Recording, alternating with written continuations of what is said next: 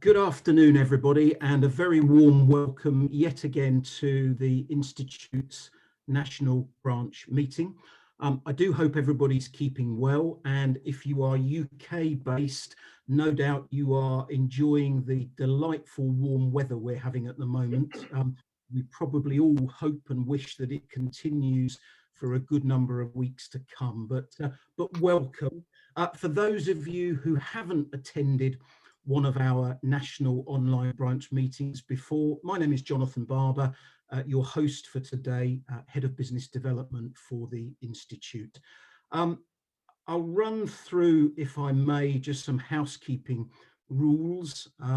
If we have any technical issues, please bear with us. We will look to resolve those as quickly and as efficiently as possible. If, though, you are having a sound or a visual problem, can I suggest you look at your own Wi-Fi or connectivity first? We've found from experience it's often that rather than the Institute's platform.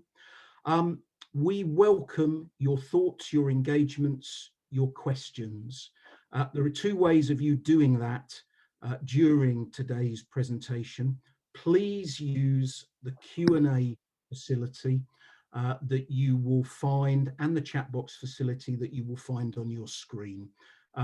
All questions will be held until the end of today's presentation, and then we will run through those questions with our two guest speakers. But please, we welcome your engagement, we welcome your involvement, so we look forward to hearing from you. As always, today's webinar is being recorded.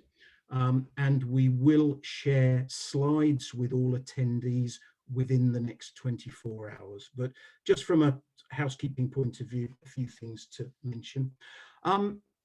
We're reaching the summer in the UK, and the number of webinars, the number of events that we put on will reduce slightly in the coming weeks. So there are webinars, there are CPD events taking place that I just wanted to draw to your attention. Starting tomorrow and running on the 17th and 24th is the Developing Your Practice series. There is an investments market update on the 15th of June. We are covering cybersecurity and how that will impact accountants on the 23rd of June.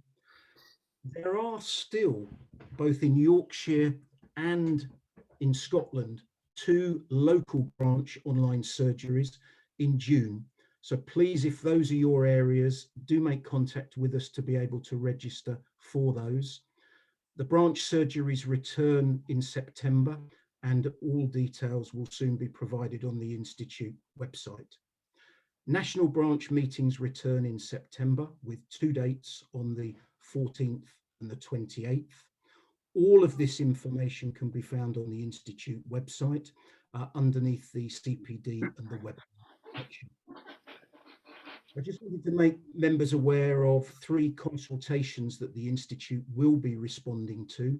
And to help us with those consultations, we need your input, we need your feedback. The 3 consultations are on the screen in front of you. If you're looking to provide us with your thoughts and insight, please go via the website to the About Us section and Acting in the Public Interest. That's where you will find the links to those consultations, and we would welcome any input and support that you can provide. Lastly from me, before I hand on to today's 2 guest speakers, just some other matters. Can I remind everybody that the Institute will have its own YouTube channel. You can search it through YouTube, Institute FA. The vast majority of the previous webinars, talks, online events that we've held can be found there. The recordings are found there. I often get asked by members, where do I find content? Where do I find the articles, the education and informative pieces that are produced by a range of authors? They're on the Institute's digital platform, www.financialaccountant.co.uk. And finally, a lot of what we do and the information that we put out there can be found across the various social media channels that the Institute uses, whether that be Twitter, whether that be LinkedIn or Facebook. But please do follow us on those. Enough from me, and a very short update from me. On to today's main event. Can I welcome our two speakers, Dave Rebetz and David Oliver. They're talking this afternoon around the subject of how to help clients sell for maximum value. I won't tell you what they're going to cover. I'll leave that very much up to the pair of them. But we've got two highly experienced professionals joining us this afternoon. David Oliver is the founder of Insight Marketing, a keynote speaker, thought leader, and author of 14 books. David has worked with accountants not only in the UK, but across the globe for many years, providing practical, insightful help and support. David is a friend of the Institute, and many of you will, I hope, recognise him from a previous national conference, as well as he's attended a small number of our branch events when we were able to hold those face to face. Dave Rebetz. Dave is the founding director of both Kingsbook and BCMS, an expert in the company sale process and also an acknowledged thought leader within the M&A industry.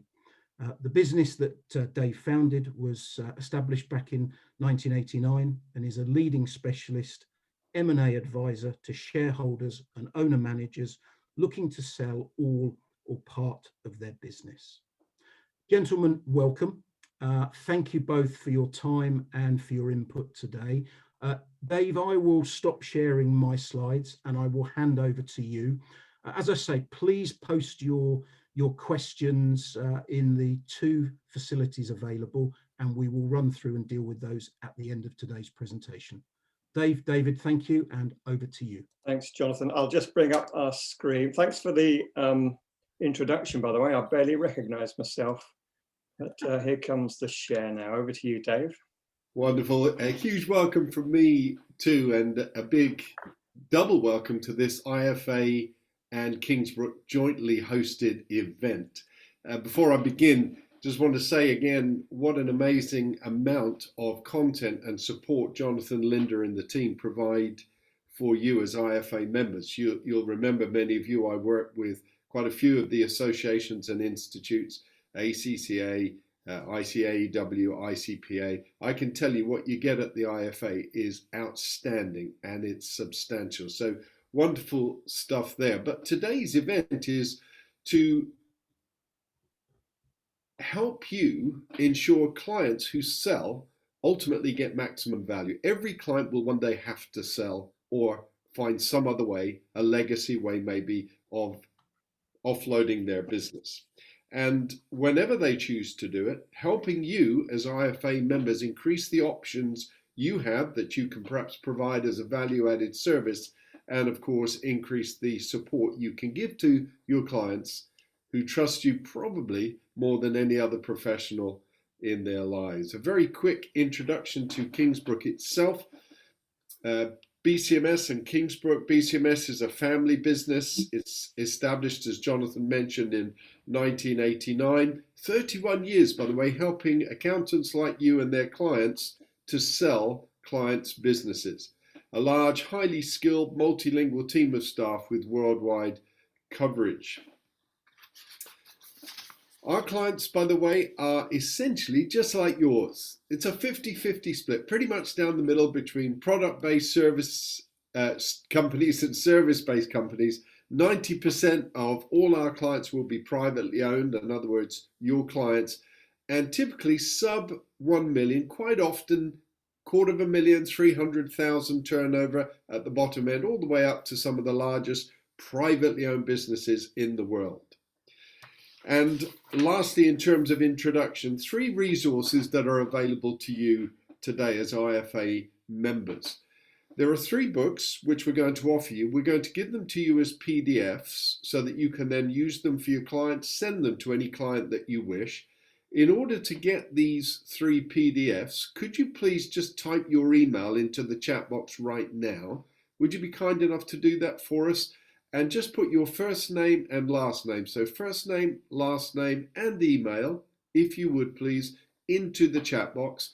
Linda will collect those at the end, and we will then make sure that we get you these 3 books. I Sold Up, Dave Rabetz and myself have worked on this book. It's 11 accountancy clients who've gone on to sell their business, not a marketing book. It tracks the pain as well as the ultimate joys of selling a business. 2 other books, Selling a Business for Maximum Value, How Not to Value Your Business. So as I carry on, please, if you could continue, many of you have done it already, I see on screen, but just please put your email address, first name and last name in the chat box. Linda will sort that. If you happen to be watching this online, would you be kind enough just to email Linda at the IFA with your request? She'll pass that email on to me.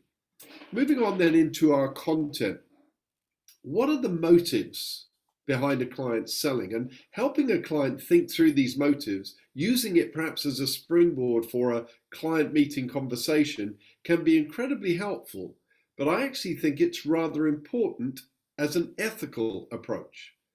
And behind this lies, in your client's mind, a desire to realize a dream or an aspiration for a different future. And that's typically what lies behind any motive to sell.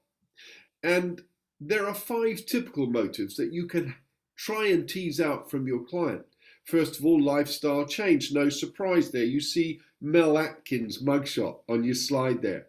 Mel and Julie ran a great little business called The Finishing Touch, very profitable, but the challenge for Mel and Julie is they're working 80 or 90 hours a week every single week. And for that reason, every Saturday, Mel would almost religiously protect a 2-hour chunk of time where he would take 6-year-old Callum off to play soccer. And for whatever reason, and unbeknown to Mel, on this particular Saturday, things hadn't gone too well for the lad. And the coach had apparently said, if you want to stay in this team, son, you're going to have to practice more. Well, burdened by this unexpected, unwelcome piece of information, little Callum's walking home with Dad. At some point, puts his hand in Mel's hand, looks up at Mel and says, hey, Dad, Coach says I need to practice more. Could we play some today? Mel said to Dave and I hesitated, guys, just 2 or 3 seconds. Of course, it was enough. The little lad, sensing his dad's hesitation, pulled his hand away, and now with tears streaming down his face, ran inside the family home, slammed the front door shut, but not before he'd called back to Mel, you're going back to work, aren't you, Dad? Turning point for Mel Atkins right there. Secondly, entrepreneur versus manager. Many of your clients, like you or me perhaps, started their business 15, 20, 30 years ago, entrepreneurs, full of creativity, full of ideas. And the business has grown and grown very successfully, hasn't it? But it's grown to a point where it's changed your client from an entrepreneur into a manager. That Monday morning joie de vivre is a distant memory now. And it's not rocket science, is it? Your client's dealing with Brexit, post-COVID, health and safety problems, employment legislation, government bureaucracy, hiring and firing staff, and Monday mornings are just not what they used to be. And this can be seen at almost any client size, because the issue is not size or sector of business. The issue is an invisible line that your client crosses, and it seems like when they cross that line, they can't go back, but when they do cross that line, passion evaporates, stress increases, and it's time probably for you to help them realize the dream of a different future. And then thirdly, no surprise here either, time, the refrain that we consistently hear, and you probably do too. We just want our lives back, please. This business is becoming all-consuming. We can afford to take a break, but we rarely do. We live with this thing 10 hours a day. Saturdays disappear with monotonous regularity, and if your client's really honest, so do Sunday evenings too. One witty commentator writing about the likes of your clients and mine recently said, you entrepreneurs have the luxury of working half days, and you get to choose which 12 hours that is. Point well made. Number 4, company growth. This will be appropriate for many clients because many of your clients you will have seen have grown rapidly in the early years, But then they reach a point, don't they? And they talk to you about it, where sales begin to level off. It becomes disproportionately difficult for them to take £500,000 business and turn it into £1 million, or a £2 million company and turn it into 4 million. And a significant investment is always going to be required at this point, whether it has to do with you helping the client restructure the company or helping them contemplate diversifying somewhat. Maybe it's to do with acquiring a business themselves or exporting more. Whatever it is, a significant investment is required. Nearly always, it's beneficial, not just for your client, the shareholder, but for the company as well, and incidentally, for the loyal staff on whose shoulders your client may well have built their business, that a sale is sought. Why? So that somebody else comes in, invests into the company and drives it forward to its maximum potential. And then lastly, managing risk. It's very likely that you'll have clients that are not ready to exit fully, but you might decide to encourage them to sell part of their business. The advice typically would be a majority stake, 60, 70%. Reason for that? Self-evidently. They get a higher price because they're giving a controlling interest away. Your client's new co-owner is likely to have greater financial resources, greater access to broader markets under this joint ownership. Then the business grows much, much faster and gets much larger than it could have ever done in your client's hands alone. And in 5 years, maybe less, your client's retained 30% could be worth a great deal more. But either way, your client has had 2 bites of the same apple. Essentially, they have de-risked what they've already invested. So these 5 would be the triggers for your clients to realize a dream. But the next challenge then is to help them answer this question. Are multiples of profit the best starting point or a big mistake? Dave. Thank you, Dave, and good afternoon, everybody. It's very good to be with you. You know, over the last 30 years, we've come to live by 4 fundamental pillars or rules that determine a successful outcome when someone's considering the sale of a business. And the first of these 4 pillars is to do with passivity. And passivity is probably the greatest enemy to selling a company. You see, a successful sale is not driven by good legal advice. As important as that is, it's not driven by that. It's not driven by good financial advice, as important as that is. First and foremost, selling a business is a sales and marketing issue, and it's really important to advise clients to never treat the sale of their companies as a legal or a financial problem. It starts as a marketing or a sales and marketing problem. And we know that at Kingsbook, we never sell a company without considerable effort in this area. We typically identify somewhere between 100 and 200 potential buyers just to sell one company. And our clients are inevitably shocked at the number of buyers that we find and approach. And Dave will talk about this a little bit later on. The intensity of research is quite rare in our industry. And the most typical action taken by an advisor will now be to send an email outlining the opportunity. And that's a really bad mistake. Relying on email reduces response rates from buyers by a factor of 8. And it seems that the only approach is to actively pick up the telephone and have senior staff speak to the senior directors in each buying company and make direct contact. You know, one of the world's greatest financial minds is a man called Paul Dates, and he used to run a company, or he used to run Goldman Sachs for the whole of Western Europe. And some say in 2005 that he threw his career away when he was missing his relatively young kids growing up at the time. And so he did resign and he moved his family back to New York, where they came from. He wrote a Broadway play, or a couple of Broadway plays. He got involved in various philanthropic activities. And some time ago, he attended one of the seminars that I was hosting in New York, and he fell in love with our active approach. He said, in all my years of corporate finance activity, I have never seen such an approach undertaken so successfully. And he started to work with us for a day or so a week. In January 2013, he became our full-time executive chairman in the USA. And Paul is certainly the greatest financial mind that I've ever come across. And yet, despite that, he 100% agrees with us when we say that this is primarily a sales and marketing matter rather than a financial or a legal matter.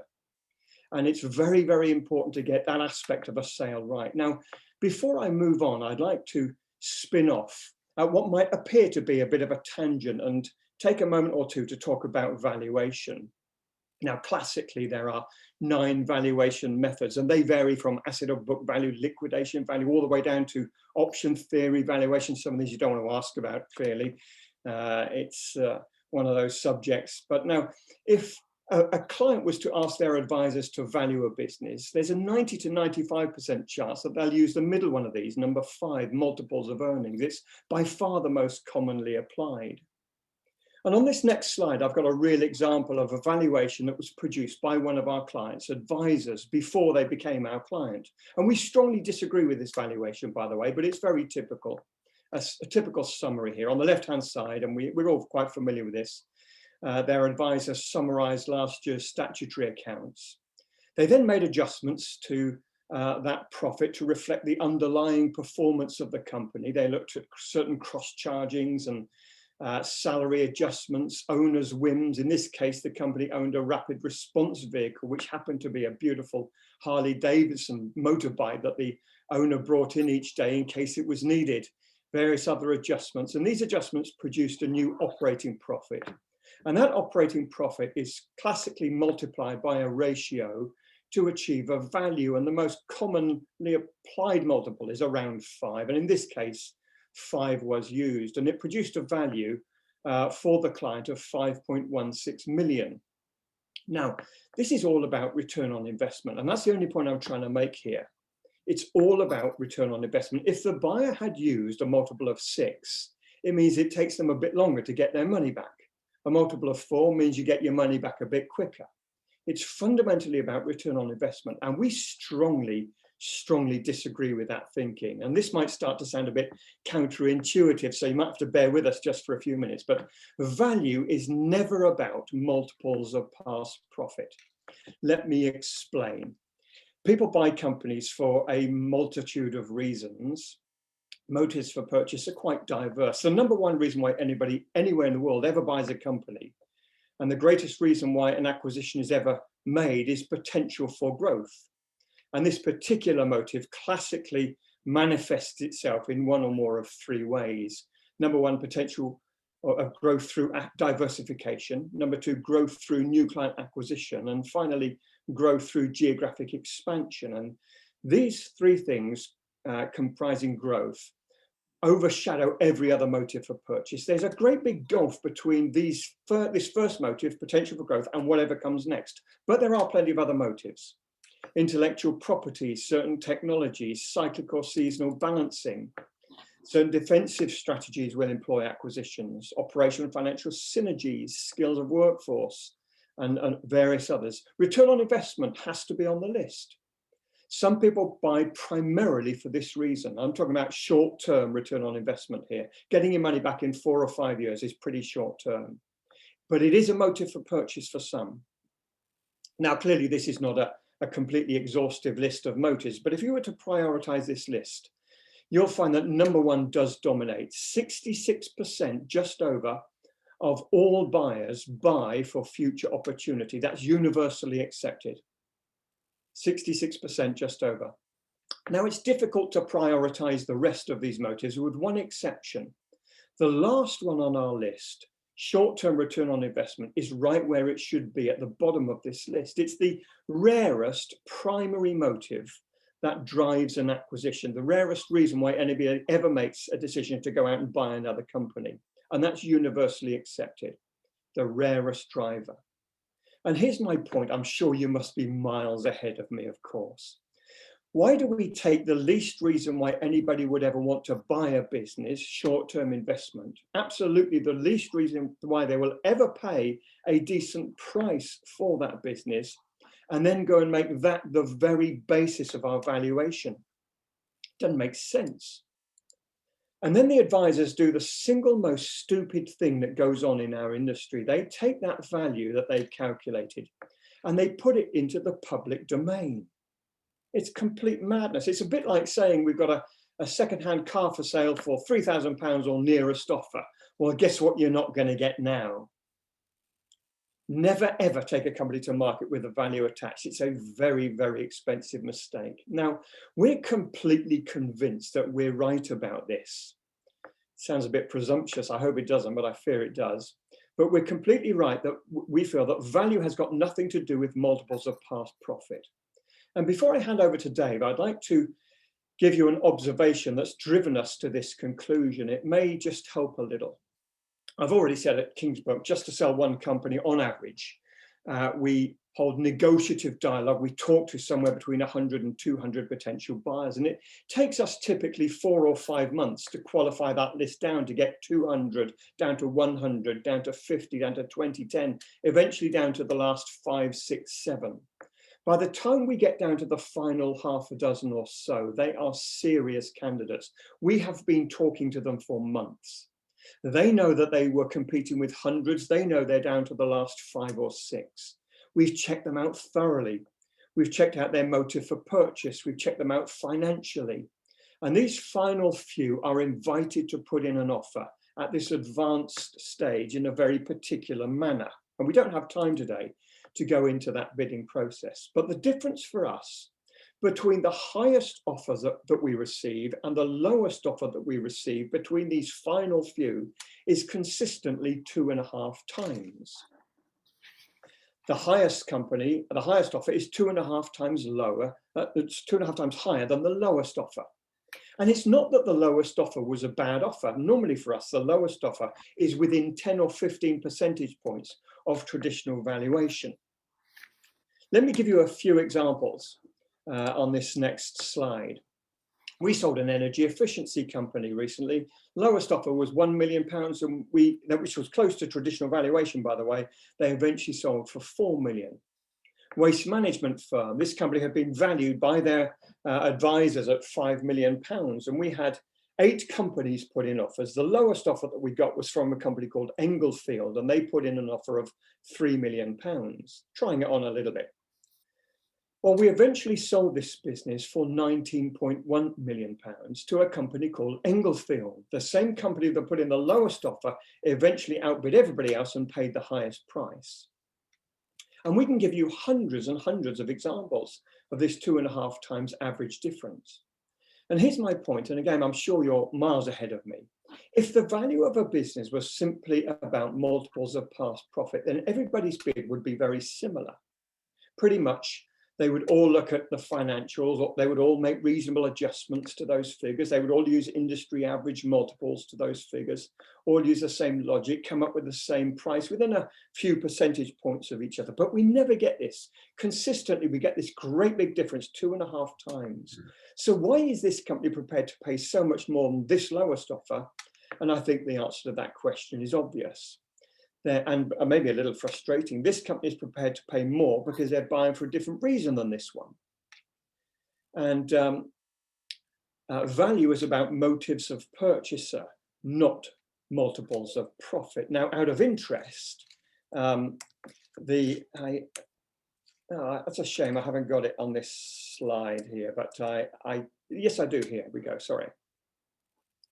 Here's what happened with our particular valuation that we've just mentioned. We identified 271 potential buyers in this particular case that we looked at earlier.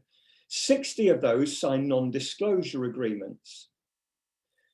Most of those were rejected, and we invited 13 of them to come and meet with us. Of those 13, we rejected more than half of them, and 6 were invited to put in offers. And the lowest offer came in from a company called Sercom at £4 million,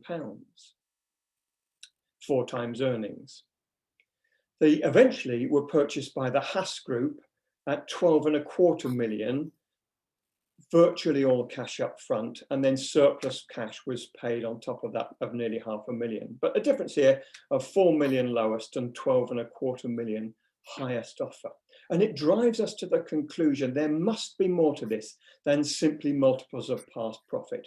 Value is not about what the company used to look like a year ago or so under previous ownership. It's more to do with what the new owner can do with this business, looking a few years ahead with all of their resources being applied.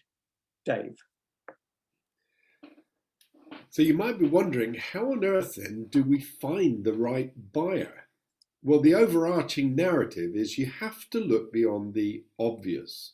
Let me start with what might be a surprise. Your client's buyer, very unlikely to be a competitor.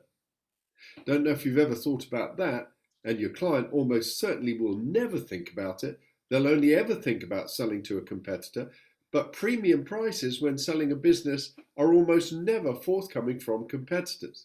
And yet most people don't even think beyond their competitors. Over the last 4 years, we've sold well over 250 companies. Less than 25% of all those companies sold could even remotely have been deemed to have been sold to a competitor. And even some of those you challenged, Dave and me, say, no, guys, it's not really a direct competitor. It's kind of one step removed, and we'd have to agree. So the reality then is that your client's buyer, if it's going to achieve what Dave's just described, is far more likely to be a complementary trading company, not a competitor, and not an investor. And the logic, by the way, is pretty obvious when you think about it, but also pretty compelling. Their products don't compete head-to-head with your clients. Their products fit right alongside. That means they can take their products and services, sell them to your clients' customers that are common in nature to some of their customers. They can take your clients' products and services and begin to sell them to some of their customers who are common in nature to your clients. And of course, the benefits of that exercise can mushroom quite dramatically. And it's mission critical, therefore, that you make a concerted effort to think as laterally as is humanly possible. We've already said we have to think beyond competitors, but we've got to think far more broadly than that. And it needs an intentional, heavily resourced, deliberate effort to think beyond the obvious. I can tell you, by the way, that 45% of our clients are surprised, if you'll forgive the vulgarization, they're gobsmacked at the nature of the final purchaser. We would never in a million years have thought of a buyer like that, they'll commonly say. Let me give you some examples. You'll see them up on the screen.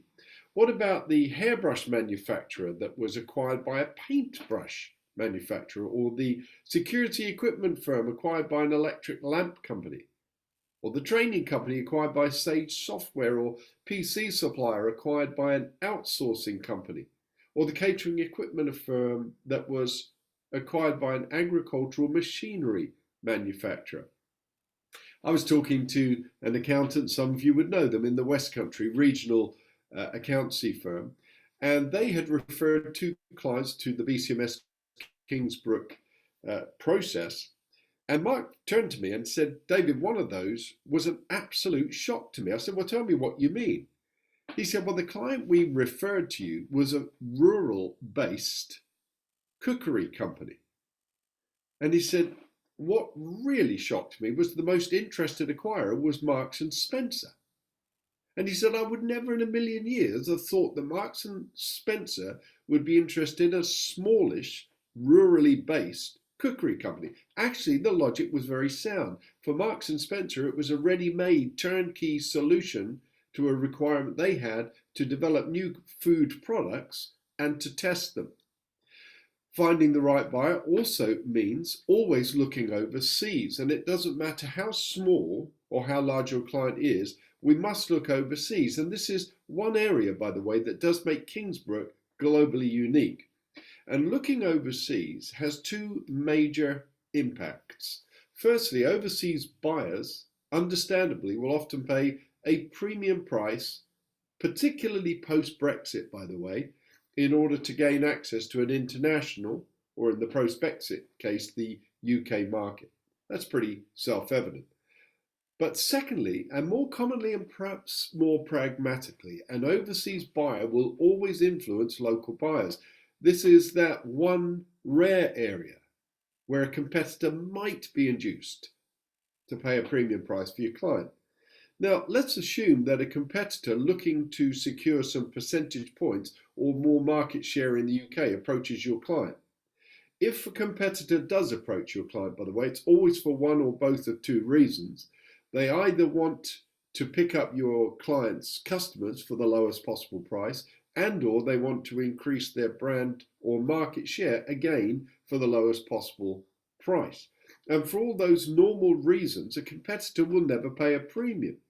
However, what if that same competitor discovers that at Kingsbook, on behalf of your client, we're talking to a named Chinese, German, US competitor, each of whom have been trying to get a foothold in the UK post-Brexit, or maybe even for the last 5 years, suddenly and intelligently now, in order to prevent that overseas competitor muscling in onto the UK market. At that point, the local competitor might just be induced to pay a premium price for your client.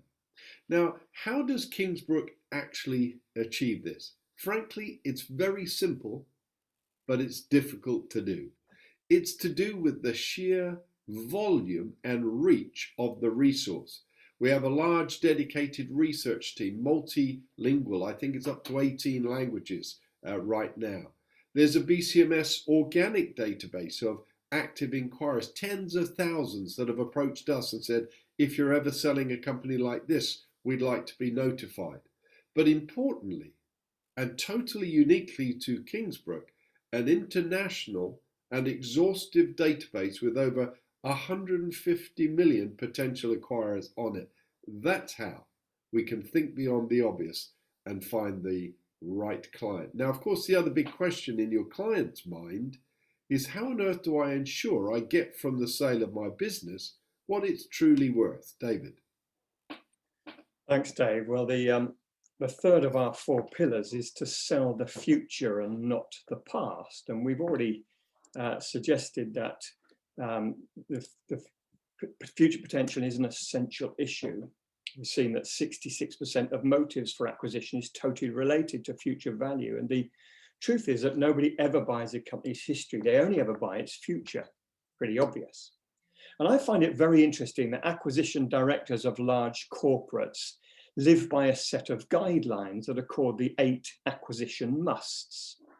And fascinatingly, 5 out of those 8 commandments or musts are all about future potential. Not one of them talks about return on investment. Can I give you acquisition must number 1? It says this. This is the first commandment on their list.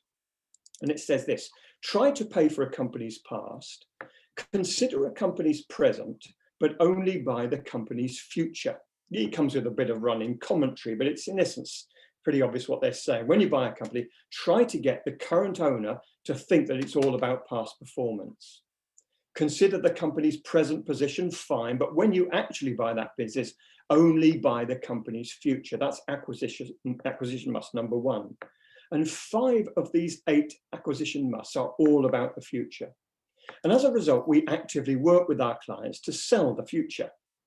Now, it's important, we say, to produce what we call an upside plan. And we start by working with our clients to produce a standalone business plan. Now, this is a plan that says, what could the current owners do with the business if they chose to invest in it? Now, they may have no inclination to invest, but should they choose to do so, could this business look like over the next few years? And this standalone business plan is then molded around the final 5 or 6 bidders. What could the new owner do with this business if they were to purchase it over the next few years? And if the new owner cannot do considerably more and grow the business considerably more than the current owners, then we most certainly have got the wrong purchaser. They should have greater resources, greater finance, new clients to open up to the company, new geographies, new salespeople, etc., etc. So we work with a potential buyer where we can to produce this plan. And we also make some assumptions where we can't work with the buyer to assess what the company might look like in 3 years' time under their new ownership. Now, it's important right now to say this, that every assumption that we make in building this plan is a conservative and believable assumption. The prospective buyer might not tell us that they believe this plan is realistic, but when they get to the privacy of their own boardroom, they must accept that it's an achievable plan. We've made it conservative. Now, all of this means that there are if there are 5 different buyers, then there will be 5 different business plans. And that means that we'll have 5 quite different valuations, of course. And now you can start to see why the 2.5 times rule that we talked about earlier is maybe not so surprising. When you sell a business, you never, ever sell what that company looked like last year under current ownership. You never sell what the company would look like this year under current ownership. Neither do you sell what the company will look like in 3 years' time under current ownership. The only thing that you should ever sell when selling a company is what this business will look like in 3 years' time under new ownership, when the new owners have applied their resources, their finances, their customers, their salespeople have started to sell in greater volume. What will it look like in 3 years' time when all of that is applied? And we think that this position that we take is a shockingly unreasonable position. If I was the buyer, if you were the buyer, I'm sure we would say, why should I pay a premium price based on what I'm going to do with this company rather than what you have done with this company historically? And that's not an unreasonable position for a purchaser to take, except for this. We have a choice of buyers, a significant choice of buyers with serious intent. And this brings me to the 4th and final of our 4 pillars, and that is that choice is king. Nothing but nothing is more important to a successful sale than having competitive environment. It's our #1 issue. And almost everything that we do at Kingsbook is to do with establishing a choice of buyers. So let's go back to our unreasonable scenario that I was just talking about. If I was a buyer, I might come back with the question, why should I pay you a premium price based on what I am going to do with this company in the future rather than what you've done in the past? A reasonable position for them to take. And our response is simply this. Look, if this future potential that we can so genuinely and clearly demonstrate exists, if that future opportunity has no value to you, then that's absolutely fine by us. Simply reflect that fact in the offer that you're about to make. We know that the future potential, future growth genuinely has value to most buyers. 5 out of 8 acquisition musts. 66% of all acquisition decisions are driven by future potential. But occasionally, maybe, it does not have value to some. And if you happen to be such a purchaser, then simply reflect that fact in the bid you're about to make. It's not a problem to us. Now, in the face of competition, it is totally reasonable to sell the future.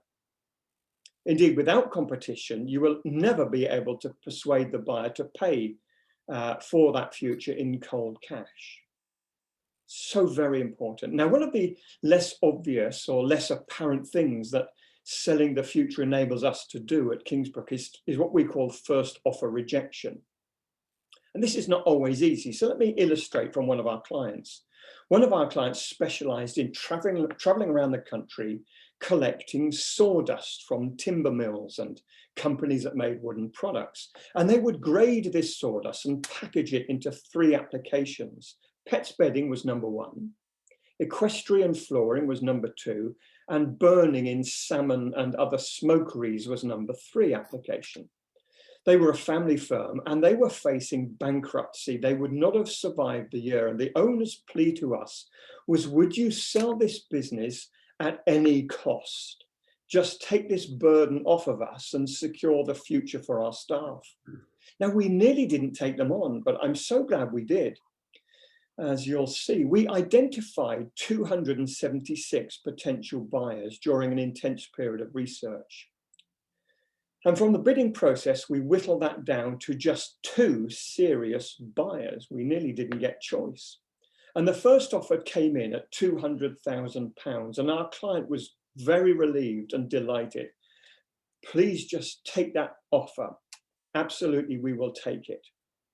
It will lift this burden from us. Now, the second and the only other offer that we got for this business came from a company called R. Plevin and Sons Limited for £3.5 million.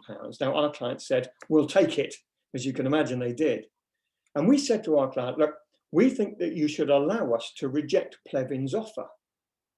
Now that takes a lot of nerve. I don't know whether you'd allow us to do that. I'm not sure whether I would. If you had a 3 million offer to fall back on, maybe, but they only had a 200,000 offer to fall back on. And to their credit, they allowed us to reject Plevin's offer. Plevin's offer went up from 3.5 million to 4.2 million cash all up front. You see, choice drives everything. It really is king. It influences three things particularly. Number one, it influences the speed of the sale. This is important. The longer a sale protracts and drags on, the more likely it is to fall over. The faster it progresses, however, the more likely it is that a deal will be done. It affects the terms of the deal, cash not shares, cash up front rather than earned out. If you have a choice of buyers, you control the negotiation. And finally, it affects the price paid. Again, this is dramatically demonstrated in our 2.5 times rule. Choice draws out real value to each individual buyer. So, in summary, selling a business doesn't need to be difficult if you avoid passivity. Don't forget, the best buyers are rarely looking to purchase. We must make it our responsibility to go and find them. Don't hope that they will come and find us. Between 80 and 90% of all of the buyers that we have ever found when we first approached them had no intention of buying a business. 80, 90% of all the buyers of our clients' companies had no intention of buying when we first approached them. Motives for purchase are diverse, of course, and choice is not a luxury, it's critical. Now, let me just finish this particular session by considering one question. Is now a good time to sell? You know, in March 2020, when this virus took us all by some surprise, Kingsbook prepared for our worst year ever. And in the end, it turns out that we had one of our best years ever. Some SME owners struggled and were trapped by fear and uncertainty and doubt. And they have become somewhat paralyzed into not selling, some for good reasons, some for not good reasons. But this means that there were slightly fewer sellers in the market. At the same time, the appetite for buying companies has been the highest that we have ever recorded in our 32-year history. Our levels of completion in the last 5 months or the first 5 months of 2021 have been our highest ever. The number of signed non-disclosure agreements and buyer-seller meetings has been at its highest levels in our 32-year history. And prices have remained very high. And it seems that buyers are anxious to diversify in times of trouble. And this has never been so evident as it is now, with fewer sellers and motivated buyers right now. Those that do seem to or do choose to sell are being competitively snapped up. And for many, this is a very, very good time to sell. Dave. Thank you so much, Dave. Would you be kind enough to put my Insight Marketing email on my penultimate slide, just for those who are going to watch this? Let's see, is it this one? No. Yeah, just type it at the bottom, anywhere there, just so that it's there for those watching online. Okay. Talk about life post-sale, folks. Your clients will have post-sale requirements for your services. One of the interesting things, really odd, accountants will often say to me, I find it quite amusing on one level, I don't really want to encourage my client to sell because I'll lose my business. And I'm thinking, well, hang on, you're a trusted advisor. What's in the best interest of your clients, number one? But number two, there's more out there.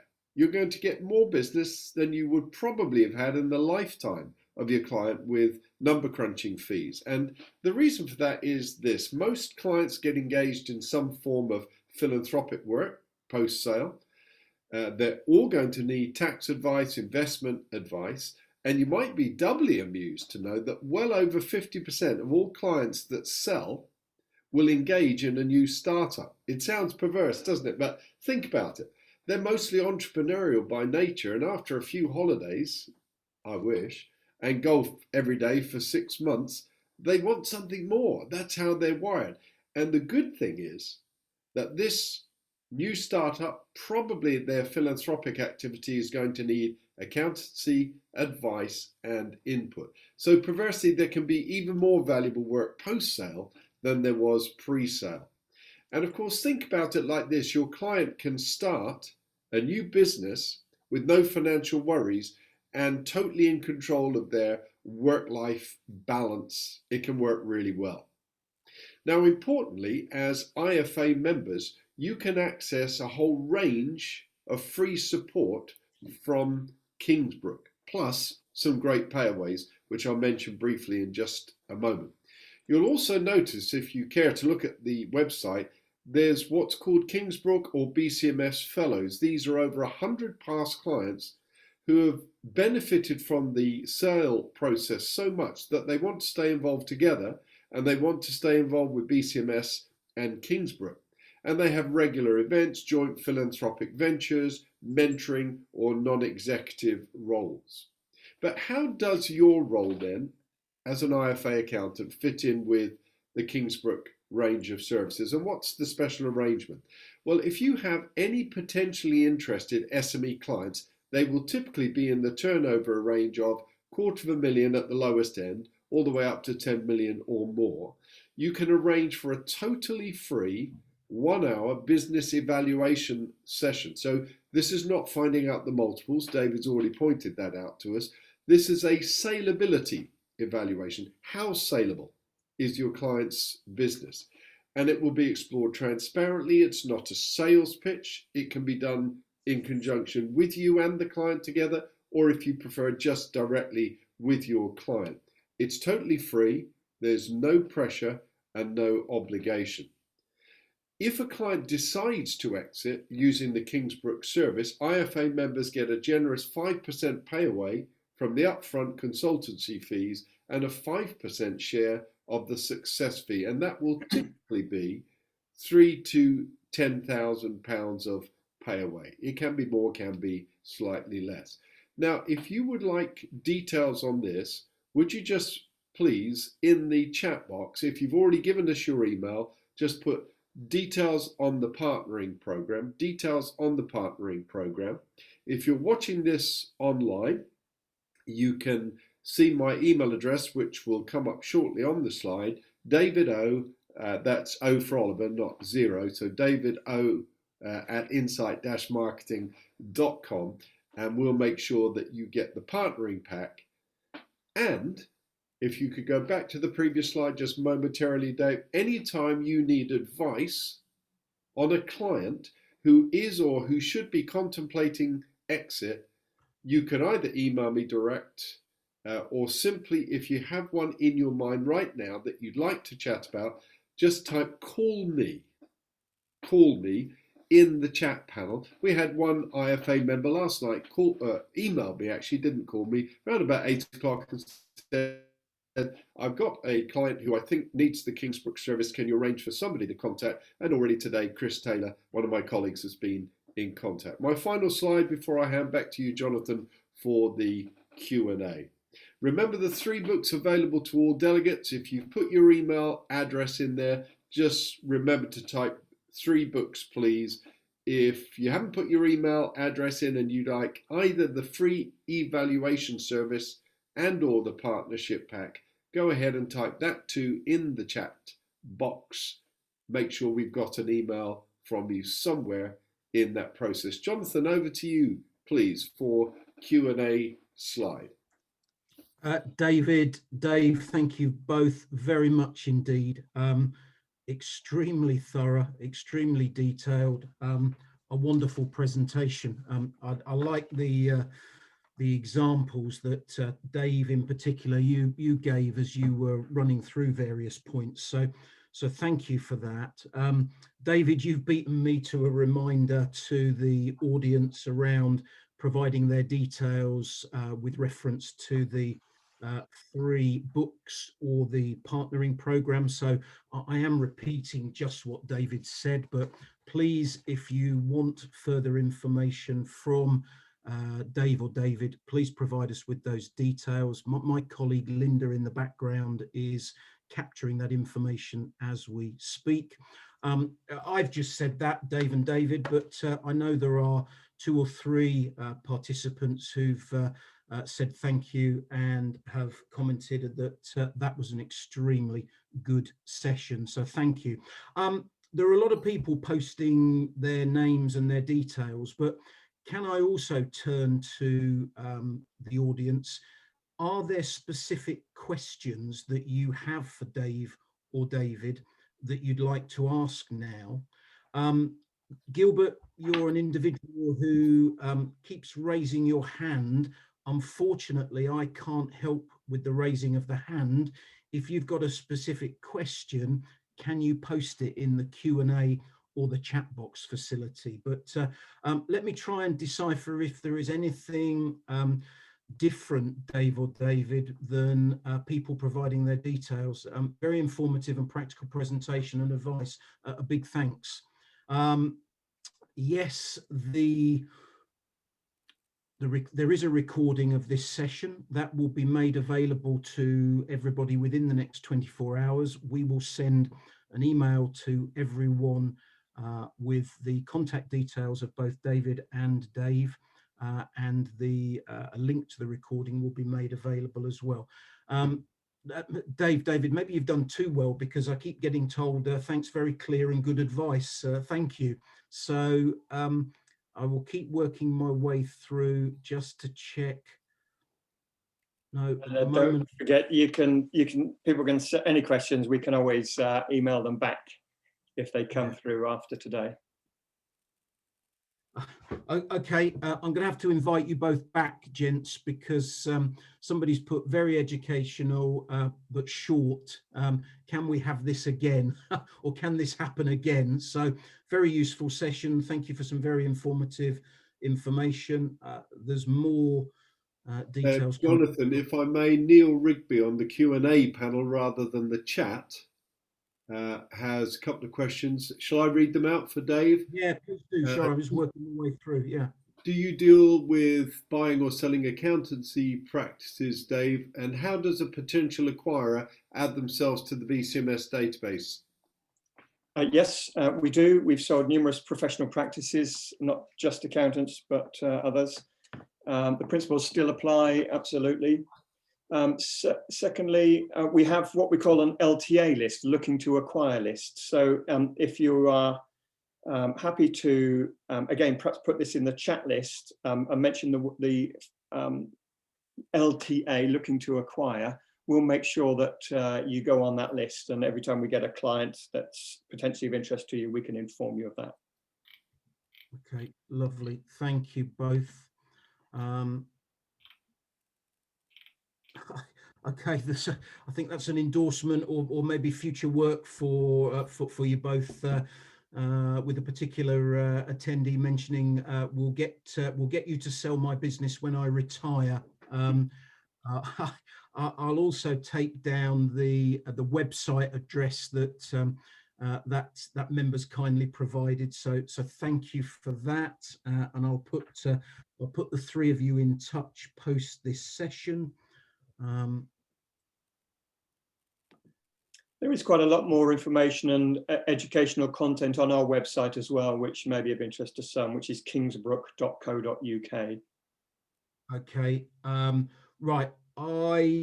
I, Dave, will include that website address on the email that we send out tomorrow. So thank you for that. There is a quick question, gents. Is there a minimum value of the business?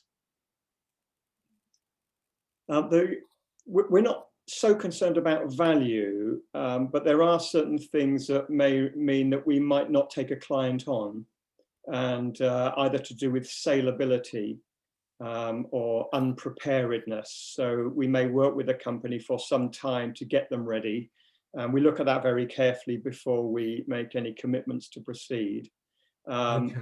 But the other thing is that we do like a business that's got a little bit of potential for opportunity for growth and is slightly scalable. And that means that certain types of retailers where it's a single site retailer and businesses such as that can be a little bit tricky to sell, and we again may struggle there. So we we have an initial consultation, and we are very, very honest and candid about whether we think we can help or not. But it's not too related to size. And I think, Jonathan and delegates, thank you so much for all your comments, by the way, just reading them while Jonathan's helping here. And that's where that saleability evaluation offering for you and your clients is such a helpful process, because it's not a sales pressure, and it will explore very honestly and transparently whether your client's business is saleable or whether it's not. Yeah, okay. Thank you all. Sorry, just let me, I'm going between one and the other.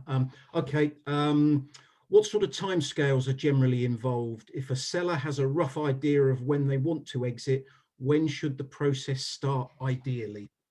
9 to 12 months is very typical for us. It can be a little longer. It's rarely any shorter than 9 months. However, there is often some housekeeping stuff that ought to be done before any process of selling starts. And so therefore, a discussion maybe 18 months ahead is probably quite sensible and wise. And we can then pick up on things that might need to be addressed in the 6 months leading up to the start of the sale process. Okay, Dave, thank you. Do you deal only with business sales and purchases in the UK or worldwide? And I think the question comes from somebody who's probably specifically thinking about the Middle East. Yeah, we are active around the world, and we have partners in countries around the world. We have our own activities in some countries. So our ability to find international buyers for British firms is evident, and we do that a lot. And with regard to whether we can help in a specific country, it's probably best if maybe we have somebody drops us an email and gives us the circumstance, and we can explore that one-to-one. Okay, Dave, thank you for that.